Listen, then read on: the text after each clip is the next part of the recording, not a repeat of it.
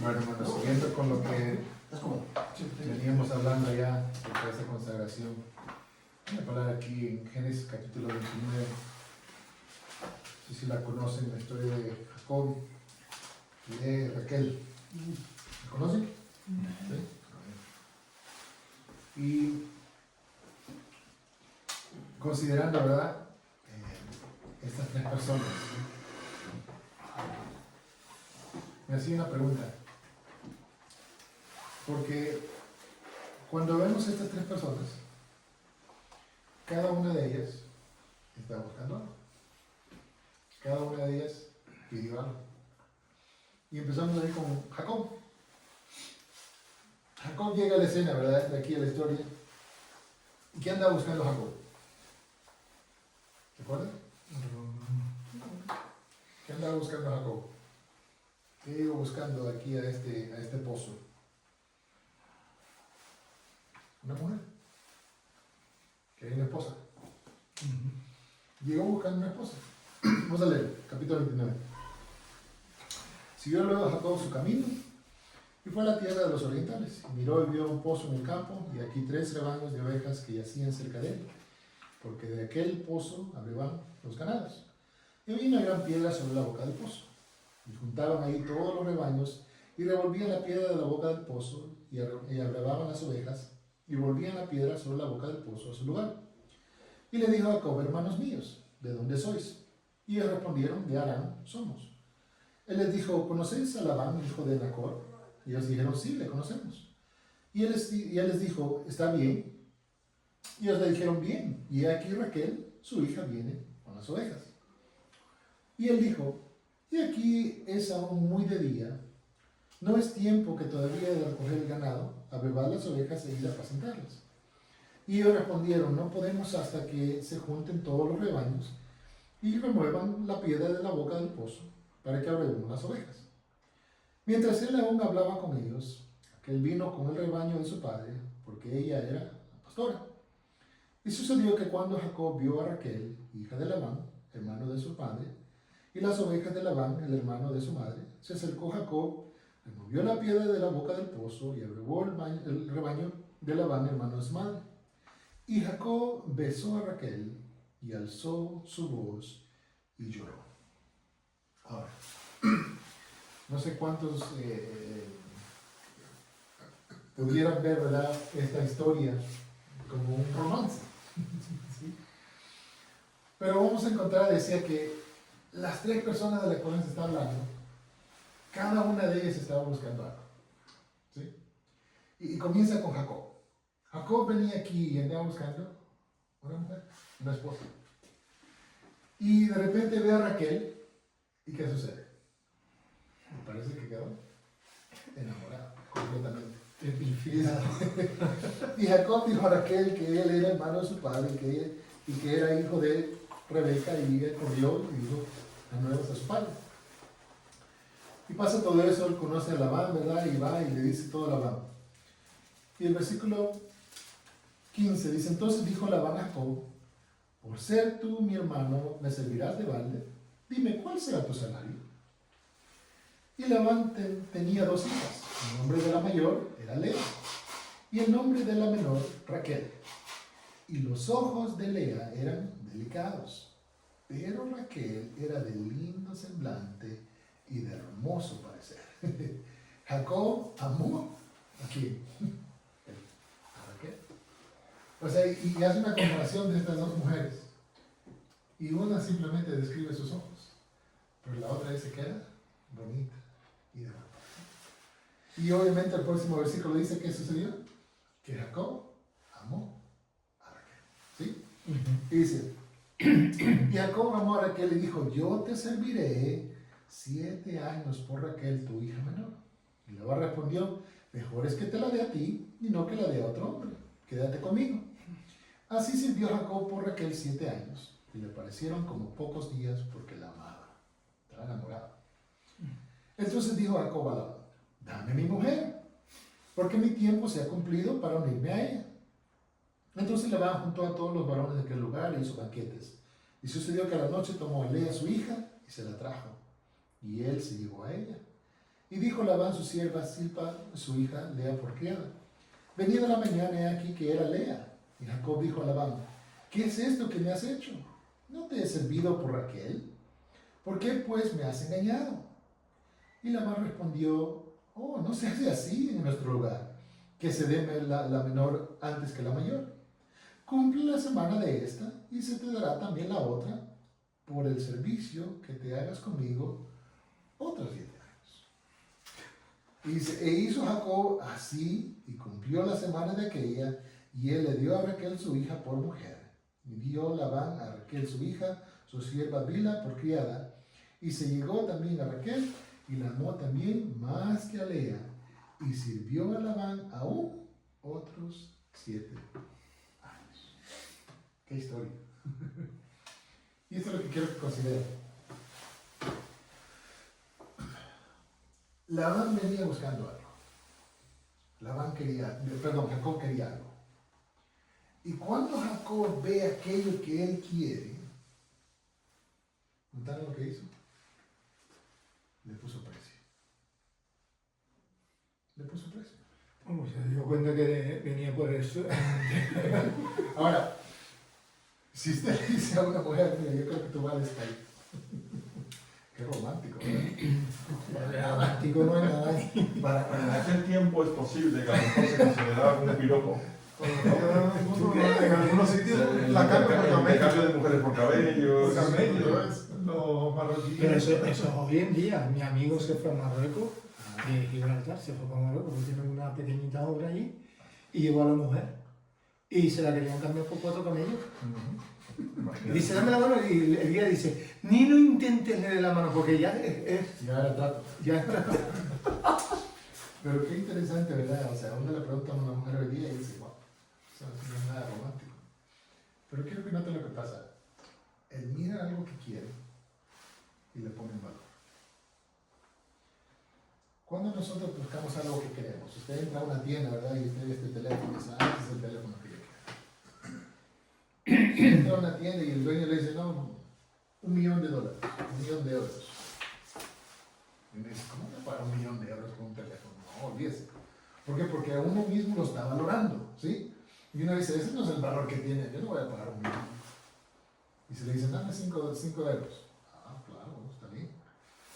Uno está valorando, ¿sí? Entonces uno busca algo que quiere, lo encuentra, y al encontrarlo, le pone precio. Otro ejemplo. Si usted entra a una tienda con sed, comprar una botella de agua, y le dice al que lo está vendiendo, no, deme 50 euros por esa botella de agua.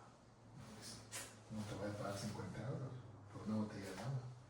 No voy a otra tienda y la compro. Pero si usted acaba de salir ¿cómo se dice? Del desierto. Desierto. Después de 5 días sin tomar agua. Y alguien le dice, dame 50 euros, le doy 100 por eso. ¿Sí? Sí. Uno está valorizando. ¿Sí? Uno ve algo que quiere y según el deseo, uno le pone valor. Y luego yo esto en Jacob. Porque primeramente le dijo, no, 7 años. Sí, no hay problema. Pero después cuando le hicieron el trame, ¿qué sucedió? Dice que la amaba. Y estaba dispuesto a pagar otros 7, el doble. También te lo pago el doble. ¿Por qué? Porque era algo que él deseaba, quería. Y estaba dispuesto a hacerlo. Entonces, después de esto vemos a 2. Vemos a Raquel y vemos a Lea. Raquel, bueno, vamos a verla primero. Ahí, versículo 32. Dice, concibió Lea, se siguió también, ¿verdad? Lea. ¿Por qué? Porque en el versículo 31 dice que Raquel era estéril. Entonces ya estaba casada con Lea, se acerca a Lea.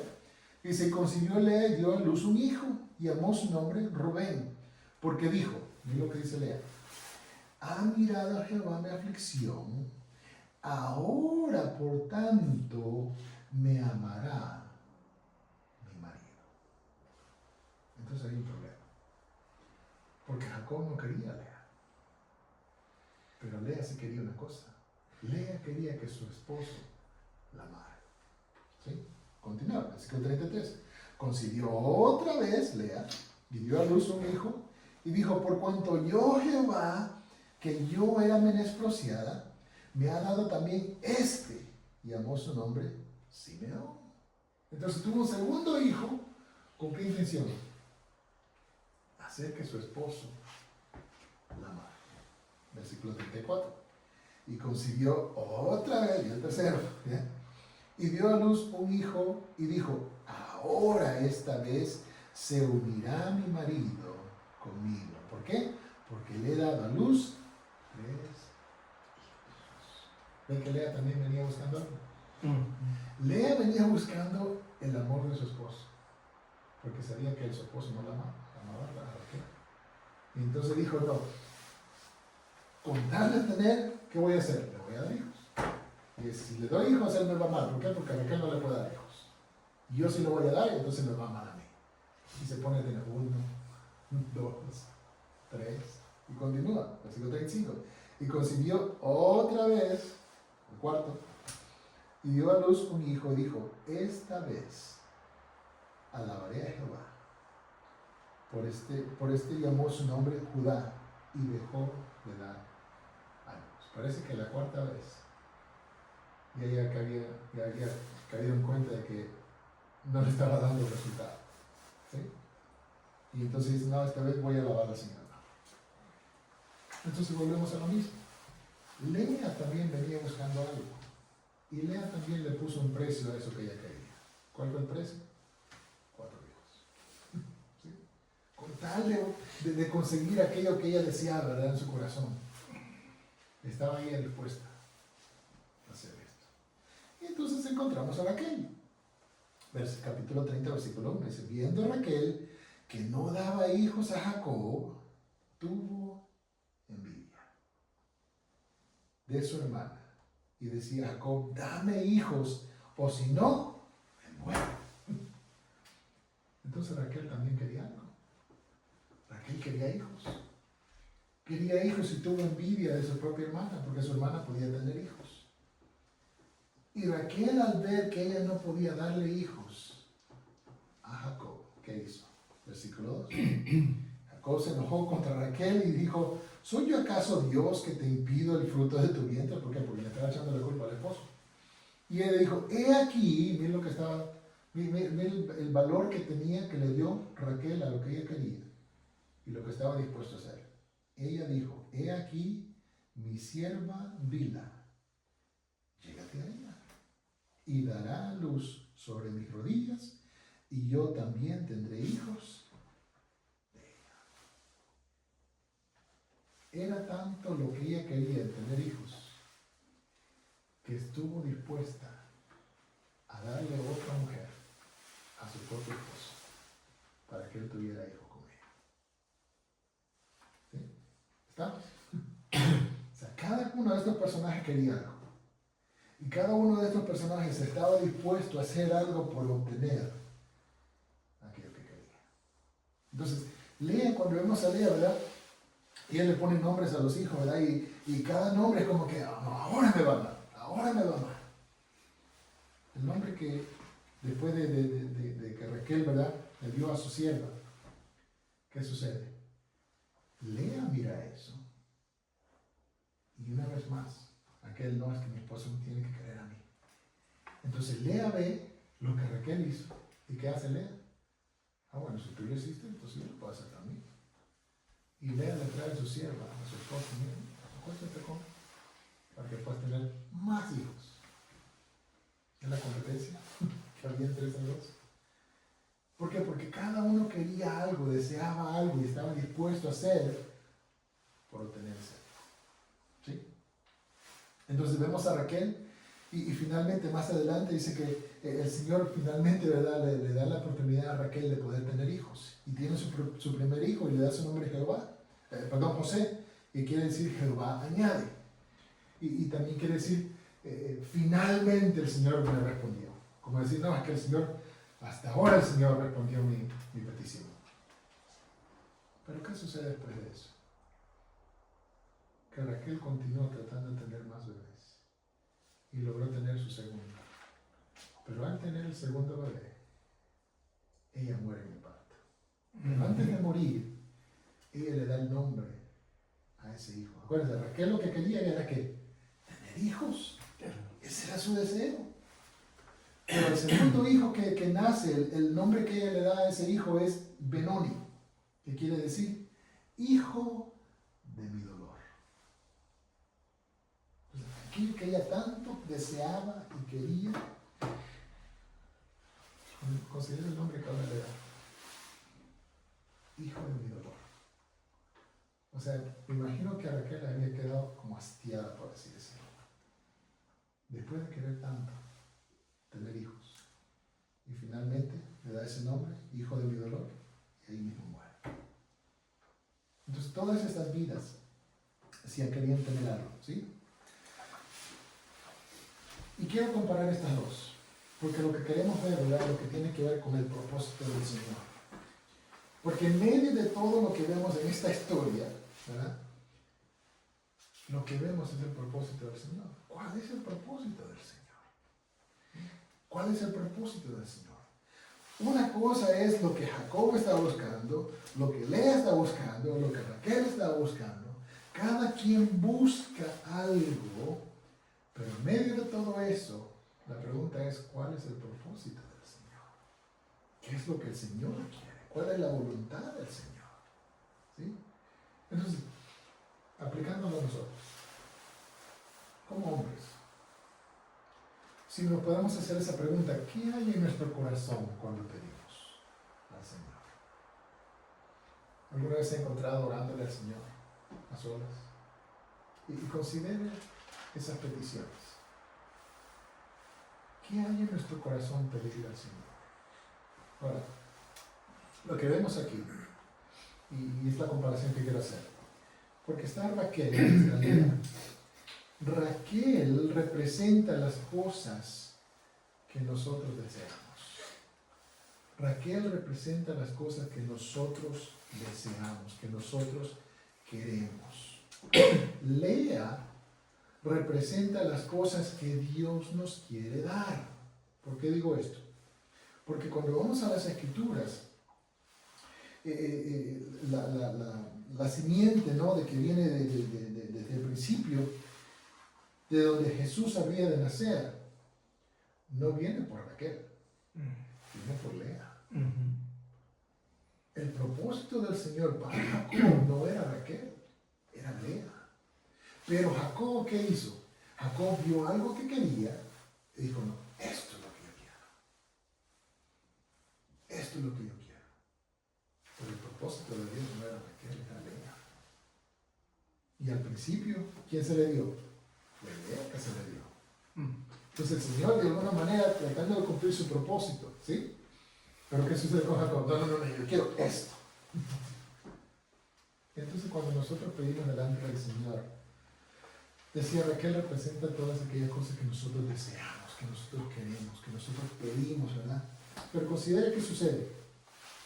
Cuando nosotros abrimos nuestro corazón a algo que queremos, ¿sí? Porque eso es lo que hacemos.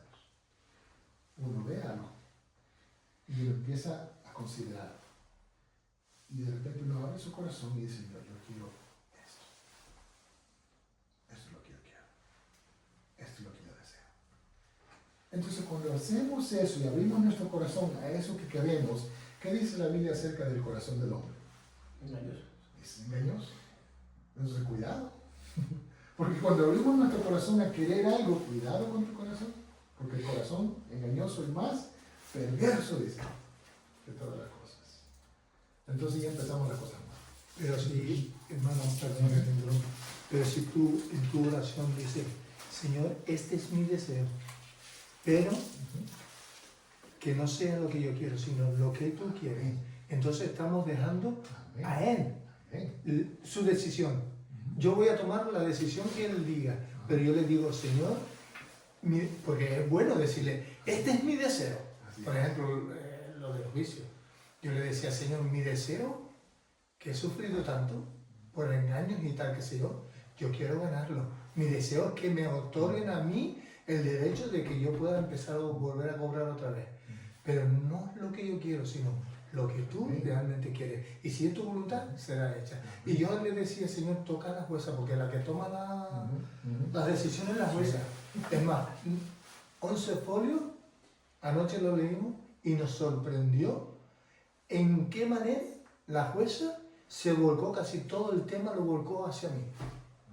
Que los demás, 5 abogados contra un abogado, todos estaban mintiendo. Amén. Y ahí queremos llegar, ¿no? ¿Sí? Pero antes de llegar ahí queremos entender el No, proceso. No, tranquilo. Es decir, cuando uno abre su corazón a querer algo, sea lo que sea, y si uno primeramente abre su corazón, pero después de abrir su corazón, entonces lo de aquí, y empieza el enfoque. Yo quiero eso, yo quiero eso, yo quiero eso. Entonces la mente se empieza a enfocar en eso que uno quiere, ¿sí? Eso es lo que quiero. ¿Qué hizo Jacob? Vio a esta mujer. El Señor queriendo darle a Lea, pero dijo, no, yo quiero eso. Entonces el enfoque se torna, ¿verdad?, a querer eso. Entonces nos enfocamos más en el vacío, es decir, yo necesito esto. Y vemos lo que necesitamos, nos convencemos, yo necesito eso. Entonces nos enfocamos más en ese vacío que supuestamente creemos que tenemos. Y ahí se va nuestra mente, ahí se va nuestro enfoque. Y entonces empieza el otro, ¿verdad? Empezamos a pedir lo que queremos. Y en ese pedir lo que queremos, cuidado como lo pedimos. Porque entonces empieza, Señor, dame, Señor, dame. Y empezamos hasta a reclamarle al Señor. Y hoy día, ¿verdad?, se hace mención de otra cosa también, lo que es reclamar, lo que es, ¿cuál es la otra palabra que se usa? Proclamarlo. Declarar. Decretar. Y es como poner palabras en la boca del Señor de que no, porque yo soy hijo de Dios y el Señor me lo va a dar. O no recibo un no por respuesta. Entonces empezamos a tú para decirle al Señor lo que tú tienes. tienes. Perdón, por favor. Y entonces vamos a lo próximo. Que cuando no vemos que nos está dando resultado, ¿qué hacemos? No, que el Señor necesita mi ayuda. Y entonces nosotros empezamos a mover las cosas, a mover las piezas, por así decirlo, por obtener lo que aquello que deseamos. ¿Sí?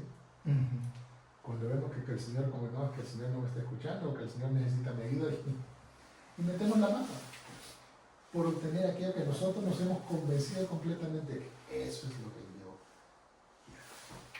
Y entonces, ¿qué sucede? ¿Qué estamos dispuestos? Esa es la pregunta. ¿Qué estamos dispuestos a hacer por obtener eso?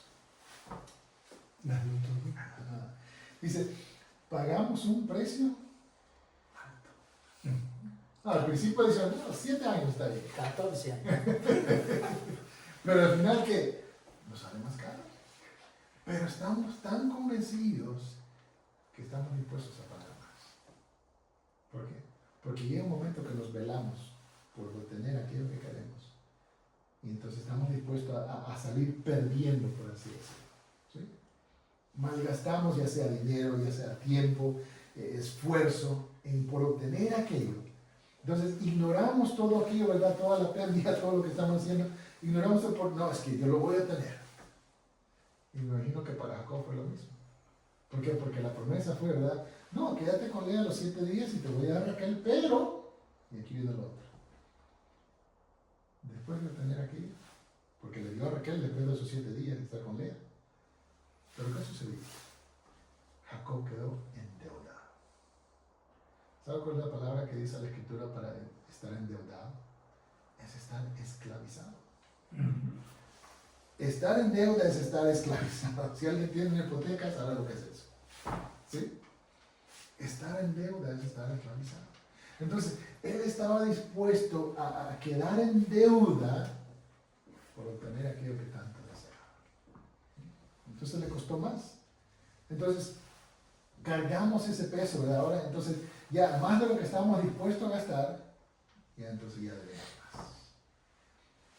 Quiero que lo vean de esa manera, así más natural, por decirlo así. Jacob quería una mujer. Y por ir tras aquella mujer que él quería, ¿qué sucedió? Tuvo que pagar. Terminó con 4 y con 12 hijos. 12. 12. ¿cómo le fue a Jacob? Imagínense, si lo vemos de una manera natural, ¿sí? Él quería una mujer, pero terminó con 4 y con 12 hijos. 16. Considera el costo, ¿verdad? Si lo vemos de una manera natural, considera el costo de Mi madre tuvo 6 señor. considere lo que el hombre está dispuesto a hacer. Y todo por conseguirlo. Lo vemos en Raquel, porque la mujer es también lo mismo. Cuando una mujer desea algo, ¿qué estuvo dispuesto a hacer Raquel? Por conseguir un bebé, por conseguir una criatura. Traerle otra mujer a su esposo. ¿En serio? Sí, pero ella estuvo dispuesta a hacer eso con tal de conseguir aquello que tanto deseaba. Y entonces me pregunto yo, ¿verdad? ¿Cómo es que nosotros a veces queremos las cosas? Pero decía, detrás de todo esto lo que vemos es el propósito del Señor. Vayan conmigo al libro de Isaías, capítulo 55. Que por cierto, a pesar de todo el error Ajá. humano, Dios siempre cumplía los planes. Ahí está. Ahí está. Isaías 55. Y el versículo 6. Versículo 8.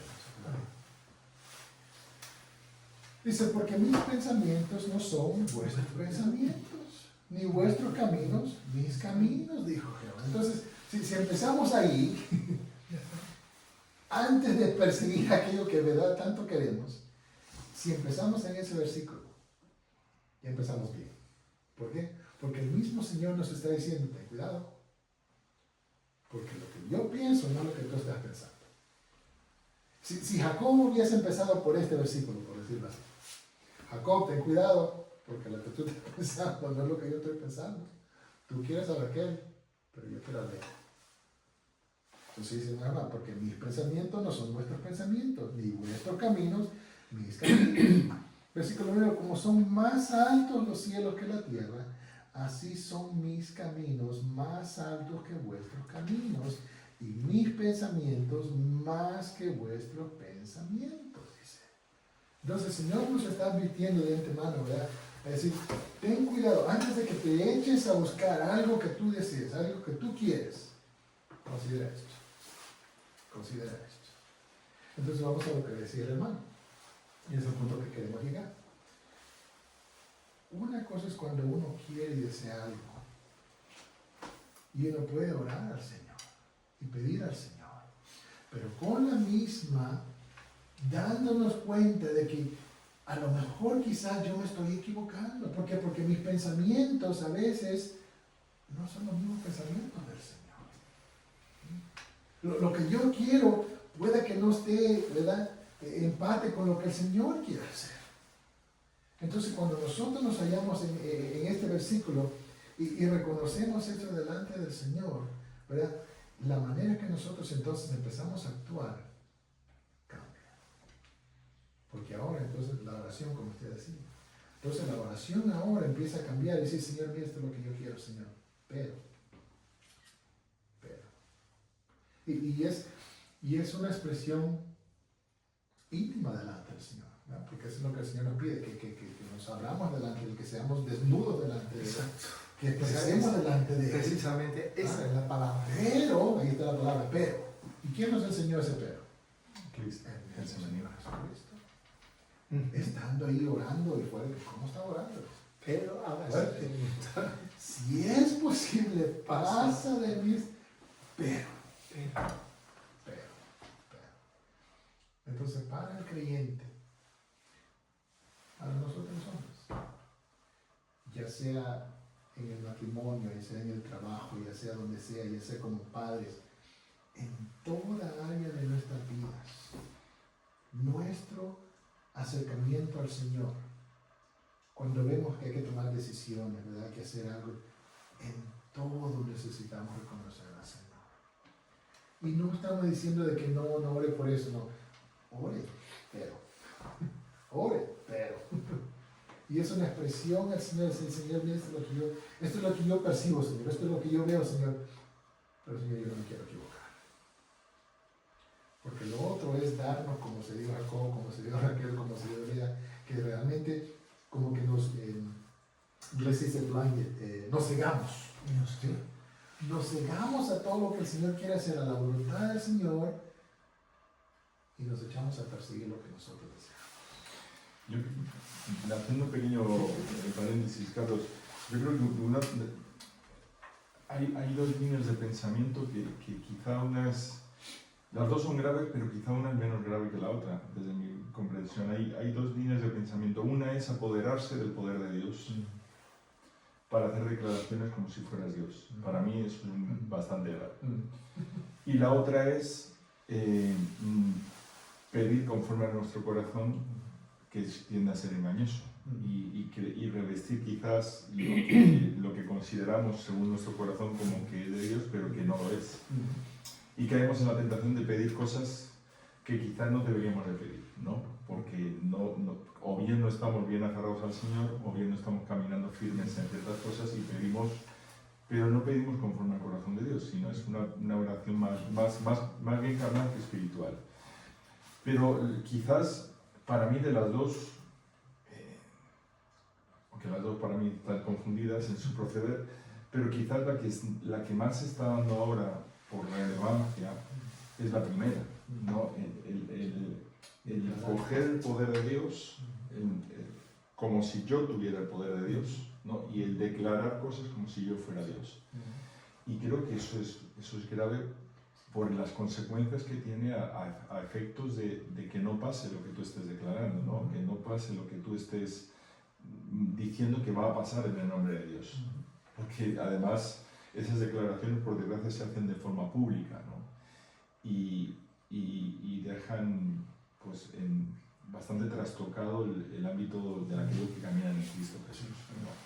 Entonces quizás sería interesante hacer esa reflexión, que quizás ninguno de nosotros estamos en foros de ese tipo, ¿no? Pero sí conocemos a personas que pueden caer en esas realidades e intentar de alguna forma mostrar a esas personas que no caigan en el error de hacer declaraciones públicas taxativas, ¿no?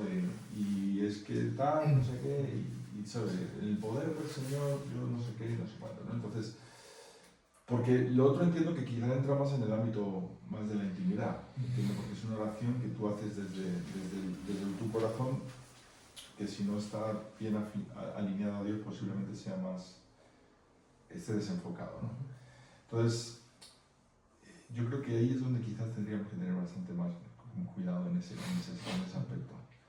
Sigo diciendo, las dos cosas están desenfocadas, las dos cosas están mal, pero lo que apuntaba Julián, yo creo que eso nos da un espacio para que Dios obre. Lo único es que somos muy impacientes. Entonces, el que se haga tu voluntad pero no la mía, pero no quiero esperar, al final vuelvo al inicio, ¿no?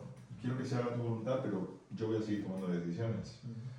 O voy a seguir caminando en lo que yo considero que es lo correcto.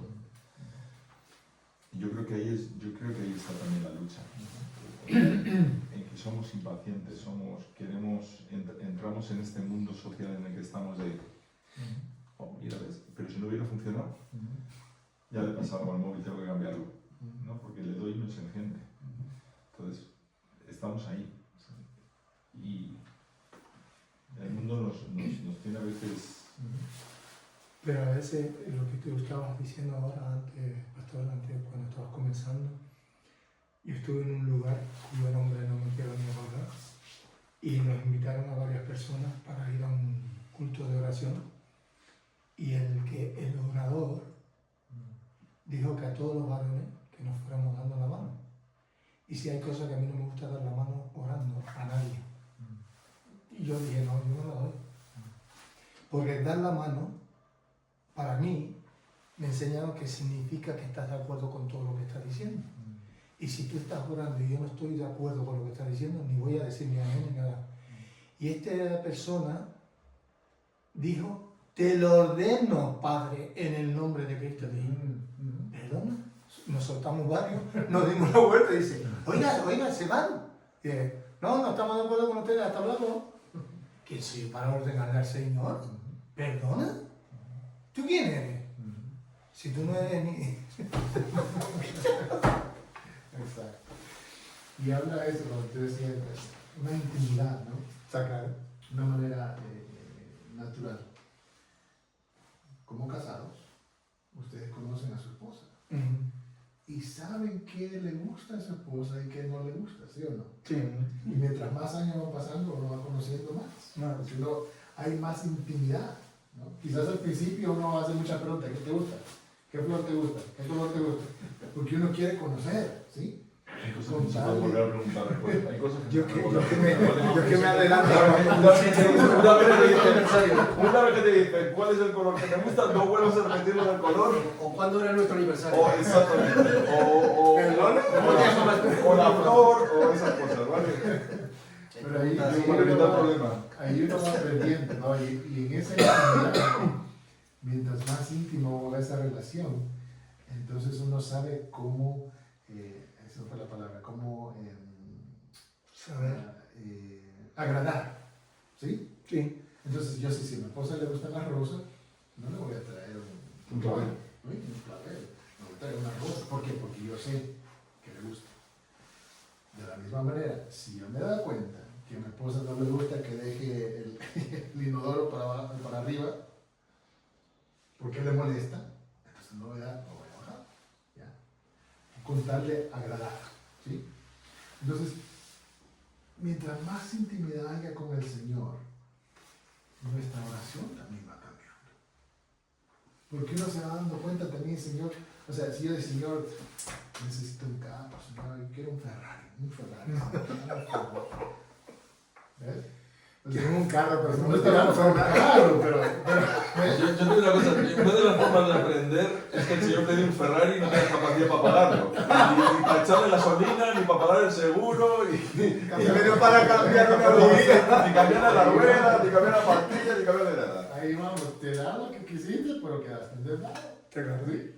Y el Señor a veces lo permite, y así es. Pero para enseñarnos, ¿no?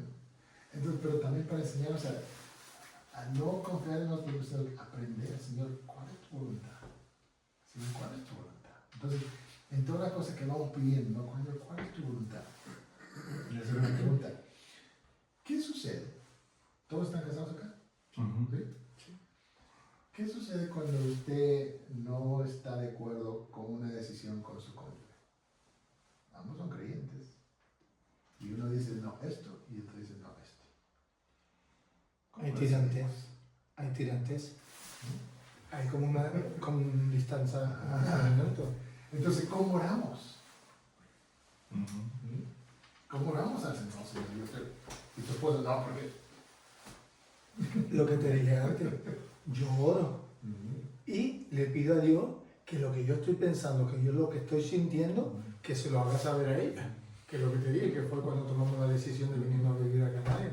Yo no le dije, vámonos ya para Canarias, porque no voy a decir, no, tú lo que me quieres meter otra vez en Canarias, en esa isla. Pues, Y si ella está orando lo mismo, ¿no? y ya estamos viendo lo mismo. O sea, pero vamos a eso, o sea, esa intimidad con el Señor, ¿no? Y entonces necesitamos más intimidad con el Señor. Para que de esa manera, porque en la vida vamos pasando tantas cosas, ¿verdad? Y uno tiene que tomar decisiones, ¿verdad? Uno tiene que hacer cosas y si simplemente buscamos estar en paz con nuestro cónyuge y dejamos al Señor afuera, sí, podemos poner empate. Pero no quiere decir que es la voluntad del Señor. En la misma escritura, andando juntos y no estuvieran de acuerdo. Esa es la escritura, ¿sí? Pero si esos dos juntos andan perdidos, andan juntos, pero andan perdidos. ¿Ya? Entonces, el empate no es aquí, el empate es acá. Lo que decías antes. Si andarán dos juntos, pero andar con el Señor, no andar. Por eso siempre, Andemos con el Señor. ¿ya? por eso siempre hay que consultar al Señor y los dos, ambos. Exacto. A lo mejor, por ejemplo, ella tiene su devocional primero que yo, pues levanta mucho más temprano que yo, y luego lo tengo yo. Pero siempre en la tarde-noche, siempre lo hacemos juntos. Y siempre hablamos qué es lo que, las prioridades que tenemos, y se las ponemos delante del Señor, para que el Señor haga su voluntad, no la nuestra. Y siempre lo hemos hecho así. Últimamente no, porque hay muchas cosas. Ahora la empresa está en auge y está demandando tanto trabajo que están buscando ya personal otra vez y ya están invitando a algunos hermanos en Cristo, porque ella trabaja en una empresa mundial. Entonces la cosa es que muchas veces digo, ni la tele ni lo sueñe, vamos a sentarnos, vamos a hablar y vamos a orar. ¿Vale? ¿Qué te parece? Así que... Entonces vamos a lo otro que mencionaste también.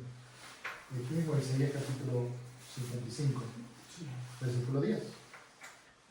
Dice, porque como desciende de los cielos la lluvia y la nieve, y no vuelve allá, sino que riega la tierra, y la hace germinar y producir, y da semilla al que siembra y pan al que come. Versículo 11. Dice, así será, dice, mi palabra, que no la palabra nuestra, Mi palabra. mi palabra, que sale de mi boca, no volverá a mí vacía, sino que hará Lo que yo todo lo que tú me demandes. quiero. No. Lo que tú me mandes tampoco. No. Lo que tú Lo que declares yo quiera. tampoco. Lo que yo quiero, dice, y será prosperada en aquello para que ¿quién la envió? Bien. El Señor la envió. ¿Ya? Entonces, otra pregunta que le pongo. Cuando oramos por un enfermo, no dice orar por los enfermos. ¿Y qué hacía el Señor? El Señor oraba por y se sanaba. Y cuando dice, no, porque tienes que orar, y el Señor, no, declaro que Dios te va a sanar. O creo que Dios te va a sanar. ¿Y si no se sana? ¿Qué pasó? ¿El Señor falló? Eso es. ¿Ya? No, pero de verdad, te puedo decir una cosa, bueno, hace mucho tiempo en la iglesia cristiana evangélica en Canarias y en España se han cometido muchos errores.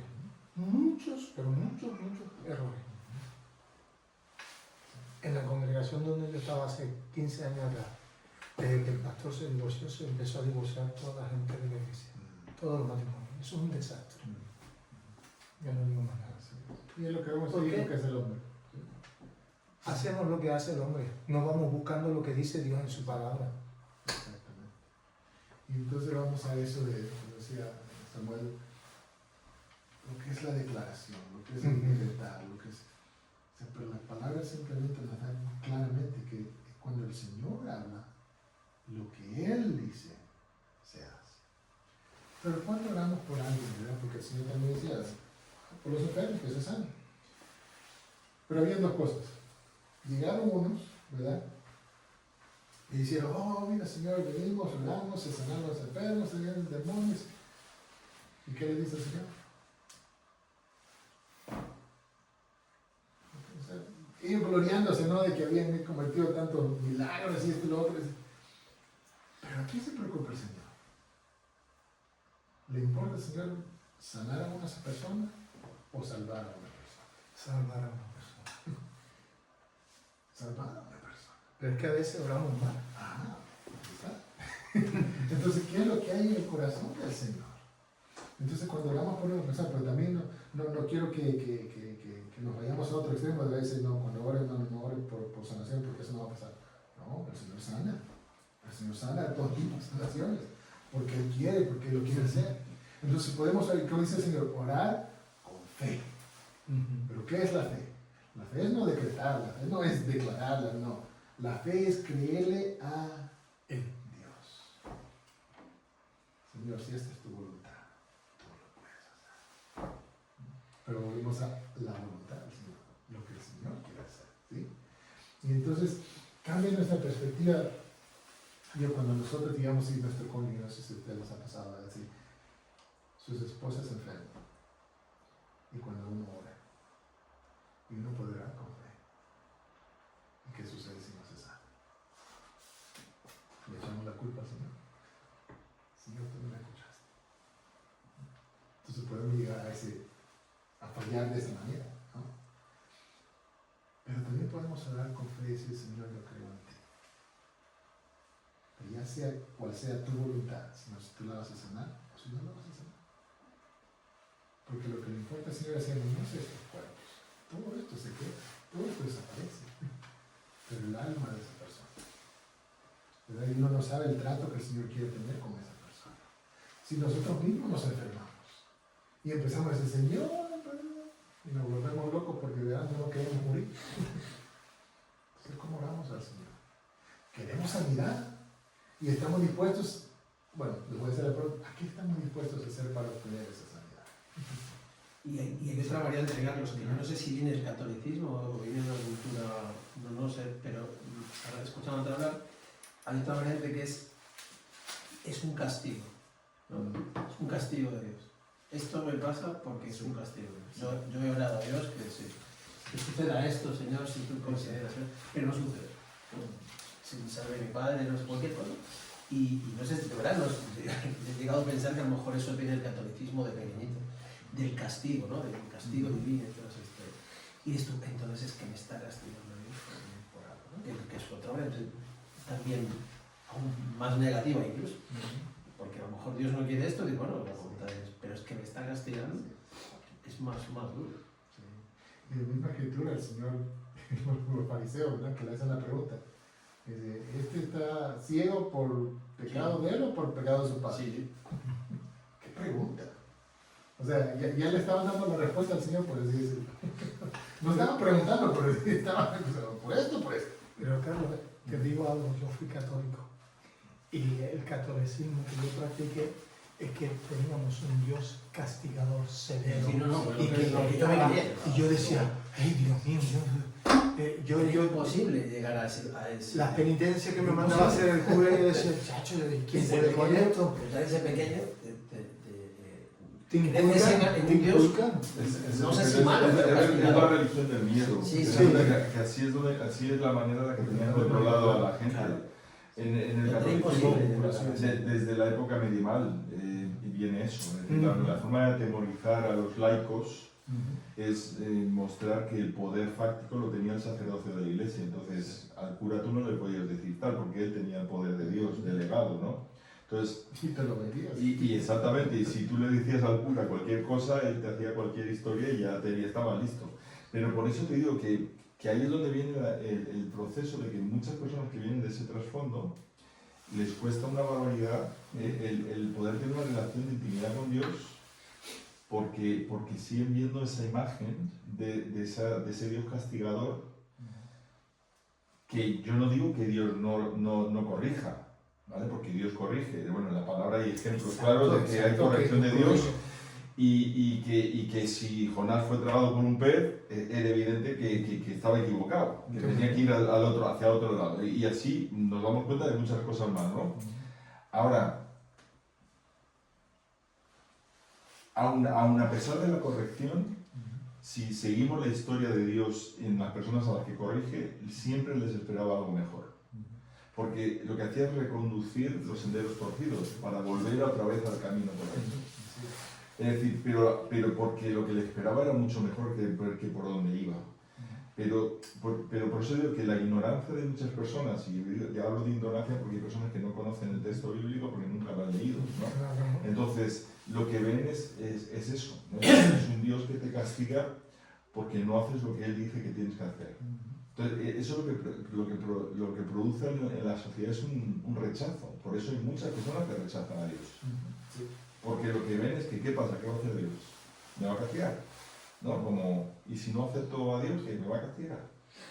Entonces, yo recuerdo las palabras de Jesús ahora mismo, que Jesús no viene a condenar. ¿Y la condenación, de dónde viene la condenación?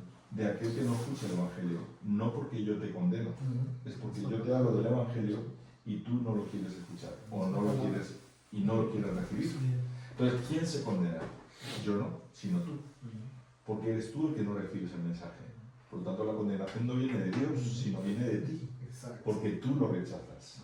Entonces, tú te estás condenando a ti mismo. Entonces, es darle la vuelta a la tortilla. Pero es que aún así, yo no sé si ustedes ven vídeos o no, pero muchas veces saltan iglesias o mega iglesias que están por ahí y que están amenazando al pueblo. No, tú no estás pagando los diezmos, tú estás maldecido, tú estás en pecado. Perdona. Lo mismo que hacían los amigos de Job. Pecador. un pecador. Lo acusamos. Pero vuelvo a decir, y ahí es donde viene, Julián, esa tergiversación de la palabra que dice la palabra que va a ocurrir. Es decir, en los últimos tiempos, ¿no? Habrá personas que se levanten como aquellos que dicen que saben y no saben, o sea, como aquellos que caminan y no están en él. Es decir, no todos los que dicen Señor, Señor, no todos los que están son de nosotros. Es decir, permanentemente la palabra nos está instando a, escucha, que donde tú te reúnes, no todos van a estar donde tienen que estar. Eso es para mí es una de las cosas más tristes que la palabra nos confronta. Que te digan, oye, mira, tú sabes que fulanito se sienta contigo todos los domingos en la iglesia al lado y que canta alabanzas contigo y que levanta las manos y que no sé qué y que no sé qué. Y es posible que fulanito no vaya, que no esté, que no ascienda, que no... Y está a tu lado y tú lo ves y te tomas un café con él y hablas con él y te preocupas por él y oras por él, pero esa persona no va a subir. ¿Por qué no va a subir? Porque realmente su corazón no lo ha entregado a Cristo. Para mí eso es mucho más triste, porque son personas que están cerca. Porque es evidente que hay muchas personas que se pierden. Millones y miles de millones de personas se están perdiendo en este preciso momento. En este momento en el que estamos aquí reunidos, hay miles de millones de personas que fallecen sin Cristo. Hay gente que se muere en este minuto y hay un reloj que está contando las personas que se van muriendo por segundos. Y cada segundo se mueren no sé cuántos. Y muchos de esos no conocen al Señor. Y se mueren sin Cristo. Ahora, nosotros tenemos a personas cerca, sentados en el banco, alabando a Dios, o por lo menos mostrando que alaban a Dios, pero no son. A mí eso me genera una carga, como pastor, aquí os lo digo, terrible, terrible. Porque eso de estar dirigiendo la alabanza y ministrando y intentando adorar a Dios en espíritu y en verdad y ver que muchos de los que están, o algunos de los que están, vamos a decir, algunos, no muchos. Pero es porque, pastor, por ejemplo, yo soy una persona muy observadora, eso lo sabes, y yo me doy cuenta, cuando estás arriba, te das cuenta que tú estás cantando y estás viendo a las personas que es como que no está pasando nada y tú dices, ¿pero qué está pasando? ¿Qué está pasando? Por ejemplo, ayer en el coro, tú sabes que mañana me tengo que ir al sur para cantar. Entonces, dijo la directora, 2 personas oran. Yo no sé qué me pasó, que abro los ojos. No tienes por qué cerrar los ojos para orar. ¿Verdad? Uno va, el otro hablando con el otro y digo, ¿y se está así? ¿Sabes decir la estilo Cabrero? Pero un silbido de, perdón, se llamó a la oración. Por favor, un poco de respeto, ya está bien. Que a veces, el otro día, cuando se oró por el equipo de gobierno de la congregación, yo estaba de mujer porque se fue el otro y yo ya me quedé allí, ¿no? Y digo a varias personas, pasa. Pero tranquilo, no pasa nada. Y me quedé así y digo, wow, que esta gente no cambia. Y te sientes, eso, lo que tú dices, te sientes triste, te sientes mal, porque es como que no quieren comprometerse, no quieren el compromiso, no contigo, no conmigo, con Dios, que es lo más importante. Pero por eso digo que, y ahí es donde hay que, yo creo que la oración tiene que seguir avanzando en ese camino, ¿no? De orar para que todos los que estamos buscando, pues realmente busquemos guiados por quien tenemos que ser guiados y apuntando a quien tenemos que apuntar. Y yo creo que ahí es donde los que ya hemos ido un poquito más allá, porque ya hemos caminado y hemos transitado ya en otras cosas, el Señor se nos ha mostrado de otra manera, tenemos que seguir orando y tenemos que seguir mostrando a las personas que es el tiempo, que ahora es el tiempo de tomar decisiones. Este es el momento. No es mañana ni pasado, no, es hoy. Es hoy es el tiempo.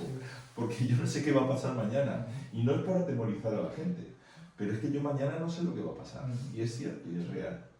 Yo mañana no sé lo que va a pasar y puede pasar cualquier cosa. yo tengo que saber cómo estoy con Dios hoy. Ujú. Y yo sé, y yo tengo que ser consciente de qué pasa si hoy me llama Dios. ¿Qué ocurre si me llama Dios hoy? Tienes que estar preparado. Claro, pero no por temor, sino por convicción, porque realmente hemos considerado que es lo mejor para nuestras vidas. Entonces tenemos que ser conscientes de que si eso es lo mejor para nuestras vidas, no lo que decías tú antes con los matrimonios, no es decir, lo compramos o no lo compramos, lo vendemos o no lo vendemos, no es decir, esto que tenemos, ¿lo valoramos o no lo valoramos? ¿Y cómo lo valoramos? Porque no sé qué valor tiene para vosotros el ser llamado hijo de Dios, pero para mí es algo con un precio incalculable.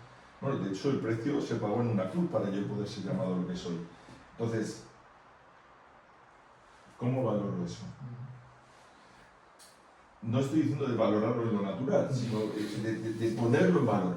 ¿No? Poner en valor lo que soy llamado por gracia, ¿no? Poner en valor. Pues, y si pongo en valor eso, entonces entiendo que no puedo vivir de cualquier manera.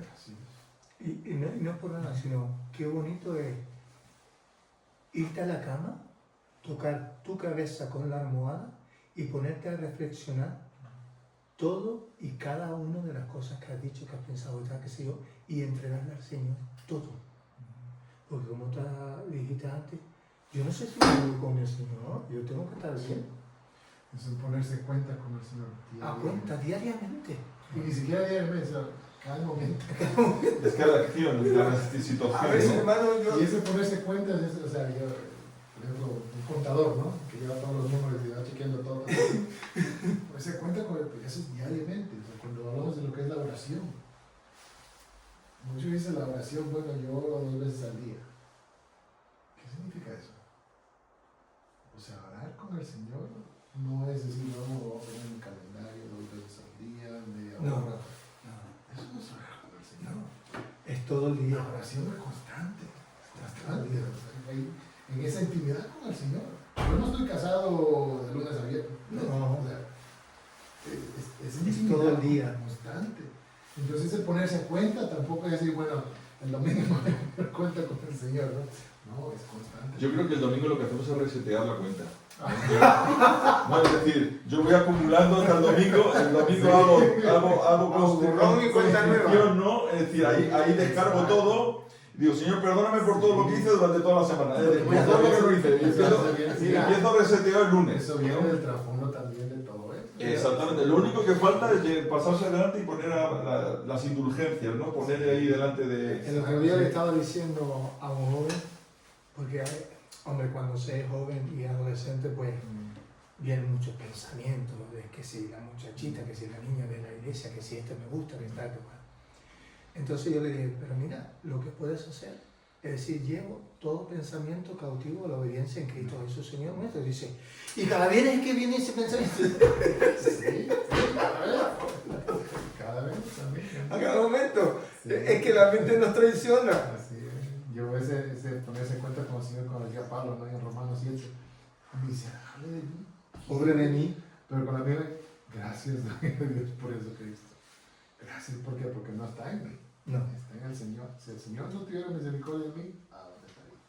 Y ese ponerse en cuenta es decir, Señor, ¿cuánto te ha fallado, Señor?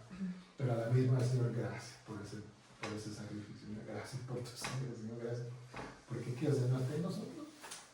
No está en nosotros, así yo me voy a portar bien toda esta semana y el Señor me va a amar más.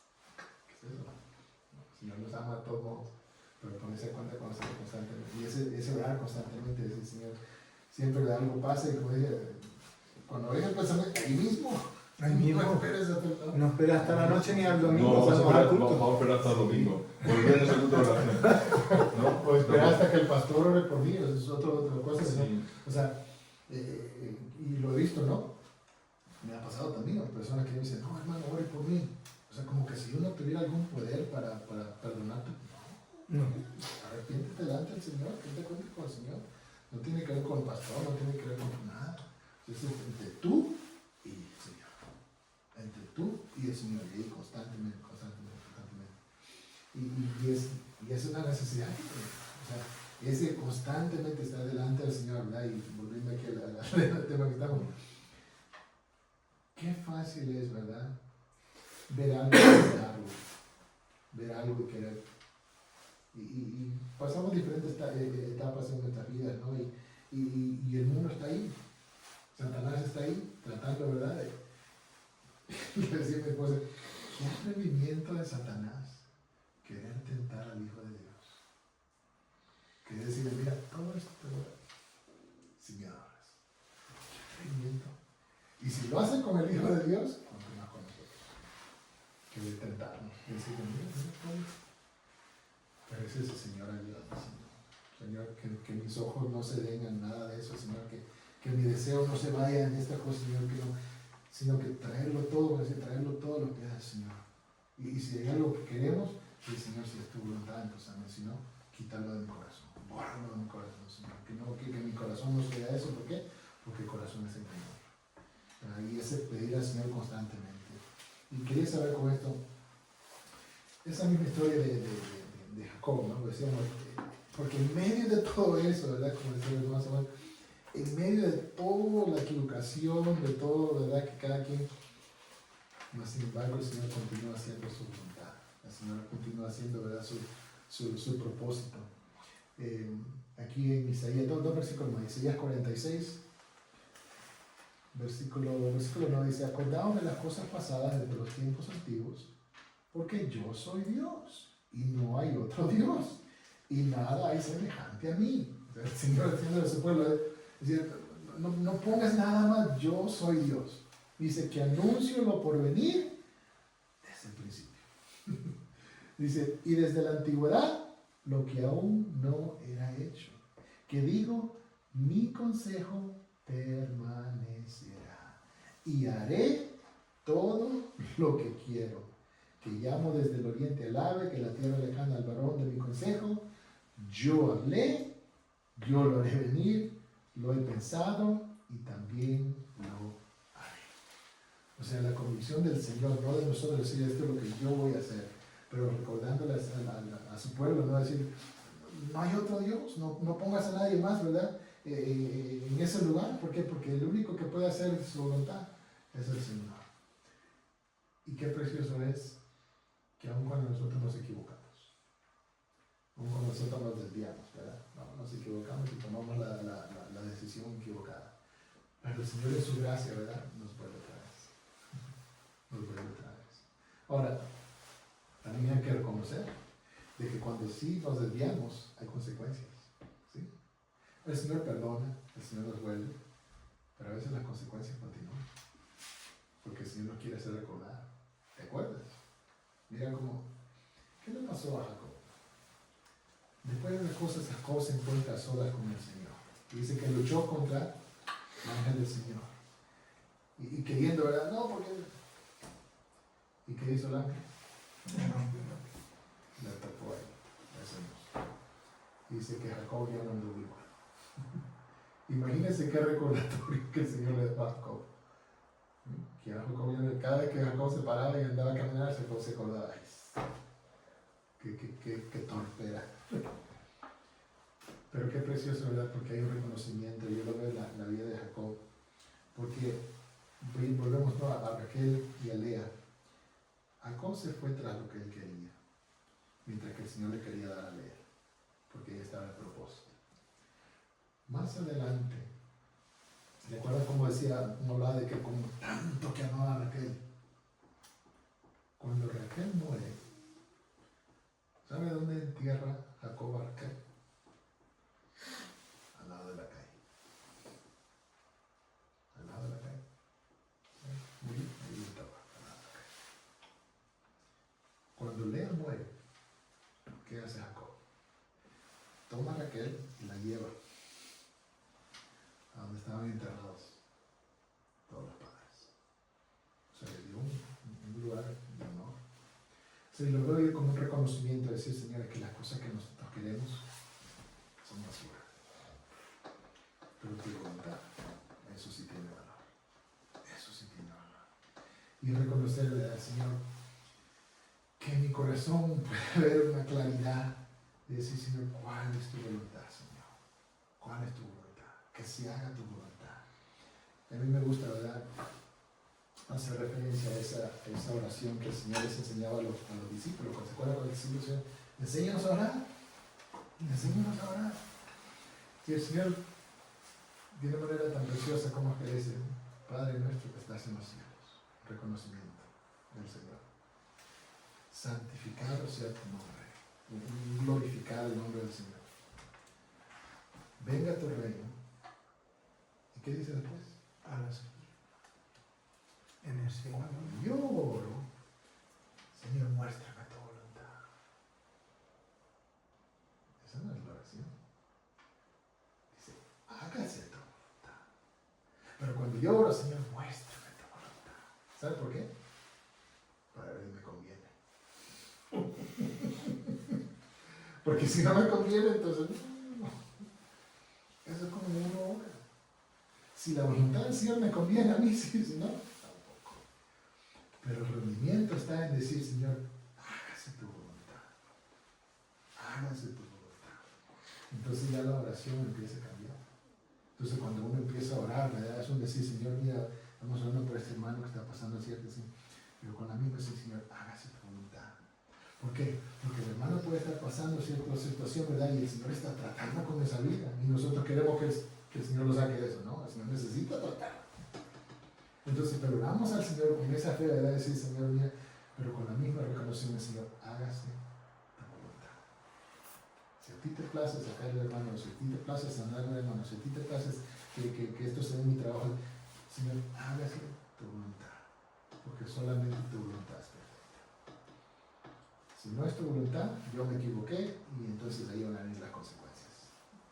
Pero Señor, enséñame a orar de esa manera. Señor, hágase tu voluntad. Así en el cielo, también en esta tierra. En esta tierra. Y es el desafío, ¿verdad? Como esposos, cabezas del hogar. Bueno, el Señor nos ha puesto. Cuando el Señor nos pide cuenta de nuestras esposas, ¿qué cuenta le daremos al Señor? ¿Cómo estamos cuidando a nuestras esposas? ¿Cómo las estamos dirigiendo?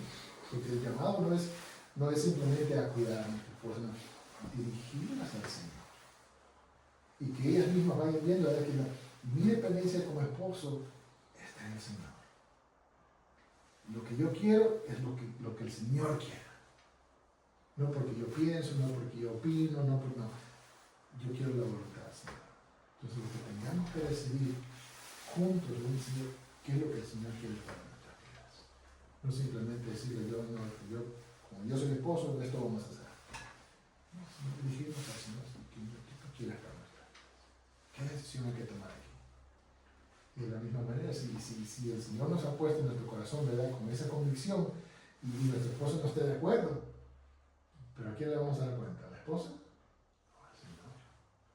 Entonces, tomar ese decirle también delante al Señor, porque el Señor ha puesto convicción en nuestro corazón, decir, esta es la voluntad, aunque yo no esté de acuerdo. Para hacerlo en amor, no lo vaya a costar, pero tomar esa decisión delante del Señor, como esposo, como cabezas. ¿Por qué? Porque le vamos a dar cuenta al Señor de esas decisiones.